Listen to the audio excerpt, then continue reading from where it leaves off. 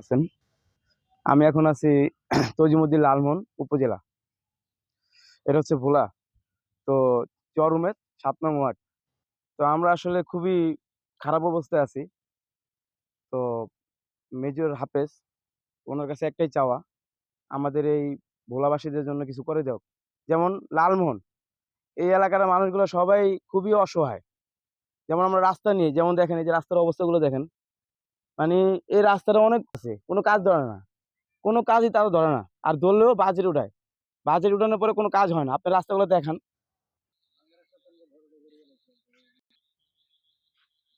এখানে স্মরণধর্মীয় মুরব্বী মোহাম্মদ পাড়ারি খালু, তো ওনার সাথে কথা বলা দিয়ে উনি কিছু বলতে চায়, একটু শুনেন আপনারা সবাই।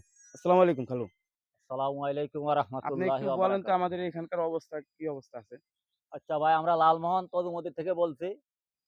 আমাদের রোড ঘাট এত খারাপ হয়ে গেছে, এখন এই রোড ঘাট বাজেট হয়ে আবার অন্যদিকে চলে যায়। আমার রোড ঘাট এ এমন অবস্থা, আমরা চলতে এই বর্ষা আইছে, এখন আমরা বর্তমানে চলতে পারছি না। এখন আমাদের রোড ঘাটটা অতি জরুরি দরকার। যেইভাবে হোক বাজেট করে আমাদের রোড ঘাটটা একটু ঠিকমতো করার চেষ্টা করবেন। এই ব্যাপারে আপনাদের কাছে অনেক ধন্যবাদ। সে আসসালামু বুঝাইতে আলাইকুম। চাইছে যে আমাদের এখানে যখন বর্ষা হয়, এই রাস্তার অবস্থা খুবই খারাপ অবস্থা, যে একটা গাড়ি আসতে পারে না ঠিক মতন। কোন একটা গাড়ি অটো আসতে আসলে পারে না। ওই আপনার বিলের ধরে পড়ে যেতে চায়।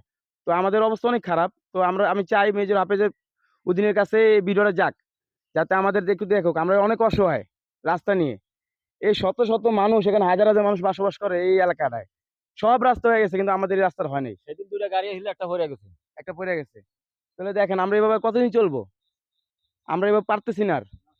আমরা চাই এখন আমাদের রাস্তাগুলো বাস্তবায়ন হোক।